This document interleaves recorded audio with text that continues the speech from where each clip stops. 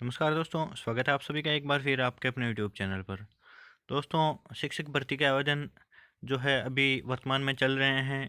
इसी बीच अभ्यर्थियों के मन में जो है पदों का वर्गीकरण है, उसको लेकर काफ़ी सवाल उत्पन्न हो रहे हैं। वहीं जो है वर्गवार कट ऑफ को नहीं समझ पा रहे हैं कि पीएच में जो है जनरल, ओबीसी और एससी एसटी की अलग अलग कट ऑफ रहती है, या फिर जो कैटेगरी वाइज है डिवोर्स, विडो और सामान्य महिला, इनमें भी काफ़ी अभ्यर्थियों को समस्या हो रही है। तो निरंतर सवाल आ रहे हैं। वहीं लेवल फर्स्ट के जो अभ्यर्थी हैं वो निरंतर सवाल पूछ रहे हैं कि हम जो है हमारी ग्रेजुएशन कंप्लीट हो चुकी है, हम उसको फॉर्म में शो करें या नहीं करें।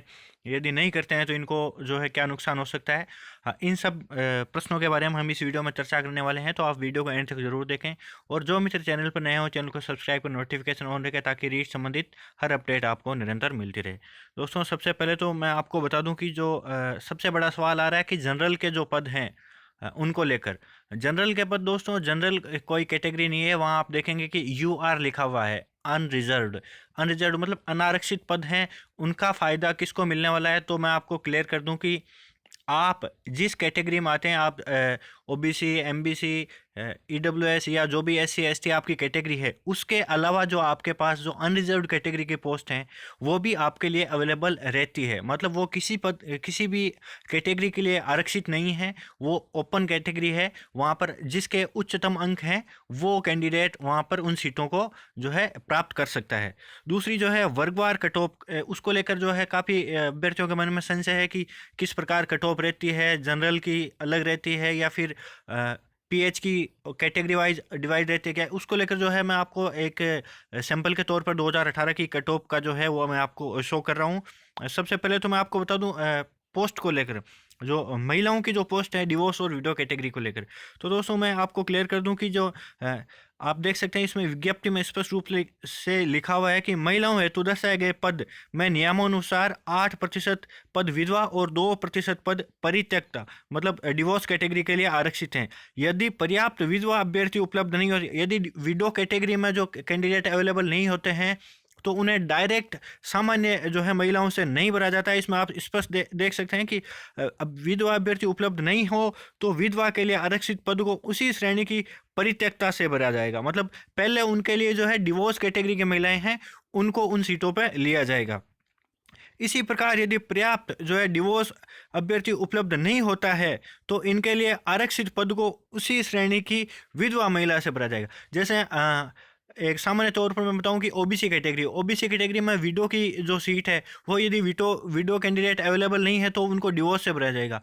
यदि डिवोर्स भी अवेलेबल नहीं है तो उनको window category sorry OBC category की ही जो सामान्य महिला है उनके द्वारा भरा जाएगा। यदि वो भी अवेलेबल नहीं है तो ऐसी स्थिति में जो है ओबीसी कैटेगरी के भी सामान्य महिला उपलब्ध नहीं है, तो फिर उनको जो है सामान्य उससे भरा जाता है। और यदि सामान्य महिलाएं भी उपलब्ध नहीं है तो फिर उनको पुरुष जो अभ्यर्थियों से भरा जाता है। तो ये इस प्रकार का वर्गीकरण रहता है। तो इसको लेकर तो आपके जो मन में डाउट थे वो क्लियर हो गए होंगे, और इस विज्ञप्ति में जो है आप इसको अच्छे से पढ़ सकते हैं। अब दूसरा सवाल जो पदों के वर्गीकरण को लेकर, जो कट ऑफ के वर्गीकरण को लेकर था। दोस्तों, सबसे पहले तो मैं आपको बता दूं कि जनरल में मेल फीमेल इनकी लगभग सेम रहती है, cut of her bar same रहती है। पदों का वर्गीकरण पिछली बार भी यही था, 30% सामान्य महिलाओं के लिए जो है वो वर्गीकृत था, पद आरक्षित थे। लेकिन जो विडो और डिवोर्स, वो जो है वो कैटेगरी वाइज अलग अलग रहती है। जैसे जनरल की विडो की कट ऑफ अलग रहती है, ओबीसी की अलग रहती है, क्योंकि इनके पद भी जो है, आप विज्ञप्ति में जो पूर्णतः जो विश्लेषित विज्ञप्ति है, जो डिटेल्ड एडवर्टीजमेंट है, उसको देखेंगे तो आप उसमें देख पाएंगे कि अलग अलग कैटेगरी वाइज इन सब कैटेगरी की पोस्टें हैं। तो इसके अलावा जो सबसे बड़ा सवाल ये आ रहा था कि आपके जो पीएच और जो स्पोर्ट्समैन, एक्स सर्विसमैन, इनको भी कैटेगरी वाइज सीटें आरक्षित रहती है क्या। तो इसको दोस्तों मैं आपको क्लियर कर दूं कि ये जो हॉरिजेंटल रिजर्वेशन है, उनमें डायरेक्ट जो है कैटेगरी वाइज नहीं दी हुई है। आप देख सकते हैं जो पीएच की जो है एलडी और बीएल दो कैटेगरी है, सब कैटेगरी है, उनकी कट ऑफ जा रही है। बाकी इनमें जो है ओबीसी, जनरल, इनकी पीएच में अलग अलग कट ऑफ नहीं दी गई है। पिछली जो है कट ऑफ वो मैं आपको दिखा रहा हूँ, आप देख सकते हैं। ये 2018 की लेवल सेकंड की हिंदी की कट ऑफ है, इसमें आप देख सकते हैं स्पष्ट रूप से। अब दोस्तों एक और सवाल आता है कि लेवल फर्स्ट और लेवल सेकंड जो भी कैंडिडेट हैं, लेवल सेकंड के अभ्यर्थियों के लिए तो ये है कि हमने पीजी कर रखी है, एमए या एमएससी कर रखी है, उसको हम शो करें या नहीं करें। और लेवल फर्स्ट के कैंडिडेट ये बोल रहे हैं कि हम ग्रेजुएशन कर रखी है, हम फॉर्म में शो करें या नहीं करें। तो दोस्तों इसके लिए सबसे बड़ी बात आपके लिए ये है, आप देख पा रहे होंगे ये कट ऑफ है, कट ऑफ के सामने डेट ऑफ बर्थ लिखी हुई है। जैसे आप देखते हैं जनरल मेल की और फीमेल की 4/7/1989 है। तो 1989, 4/7/1989 पर आपको बहुत सारे कैंडिडेट मिल जाएंगे दोस्तों। ये आप देख सकते हैं जुलाई के, जो आप देख सकते हैं 1 जुलाई, एसटी में भी देख सकते हैं 1 जुलाई है, एसटी में 2 जुलाई और 1 जुलाई है। अधिकतर में आपको जून जुलाई की डेट ऑफ बर्थ मिल रही है। इन डेट ऑफ बर्थ पे आपको अधिकतर कैंडिडेट मिलेंगे। आपको पता है पहले जो है अधिकतर कैंडिडेट्स की जो डेट ऑफ बर्थ 1 जुलाई से 15 जुलाई के बीच में रहती थी। स्कूल में जिस प्रकार एडमिशन लिया जाता था उसी according teacher date of birth लिख देते थे।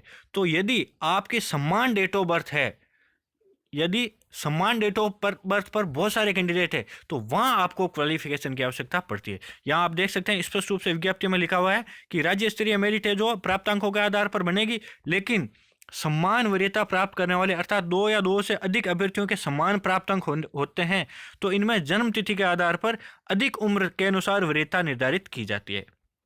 मतलब जो उम्र में बड़ा है उसको वरीयता मिलेगी, लेकिन जन्म तिथि तथा प्राप्तांक समान होने की स्थिति में अभ्यर्थी को उच्च शैक्षणिक योग्यता के आधार पर वरीयता निर्धारित की जाएगी। ये बात आप अच्छे से समझें। यदि आपकी डेट ऑफ बर्थ और आपके साथ वाले कोई कैंडिडेट है उसकी भी डेट ऑफ बर्थ 1 जुलाई है और आप लेवल फर्स्ट से हैं, आपने 12th आपने जो है एप्लीकेशन फॉर्म उसमें आपकी शैक्षणिक योग्यता आपने 12th दर्शाई है, आपने ग्रेजुएशन नहीं दर्शाई है, तो ऐसी स्थिति में जिस अभ्यर्थी ने ग्रेजुएशन दर्शाई है उसको सीट मिलेगी और आप उस डेट ऑफ बर्थ पर रहते हुए भी आप उस सीट से वंचित रह सकते हैं।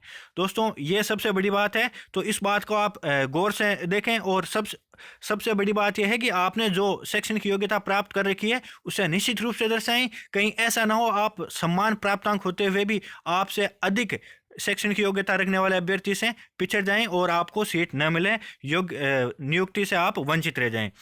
उसके आगे आप देख सकते हैं कि उच्च शैक्षणिक योग्यता एवं जन्म तिथि समान होने की स्थिति में, यदि आपकी दोनों की ग्रेजुएशन है, दोनों के प्राप्तांक समान है, दोनों की समान जो है जन्म तिथि है, तो ऐसी स्थिति में जो है शैक्षणिक योग्यता में प्राप्तांकों के प्रतिशत के आधार पर वरीयता निर्धारित की जाती है। जिसके अधिक परसेंट हैं आपके ग्रेजुएशन में उसको वरीयता दी जाएगी। उपरोक्त समस्त परिस्थितियां समान होने पर निर्धारित शैक्षिक योग्यता पूर्व में उत्तीर्ण किए गए वर्ष को प्राथमिकता देते हुए वरीयता दी जाएगी।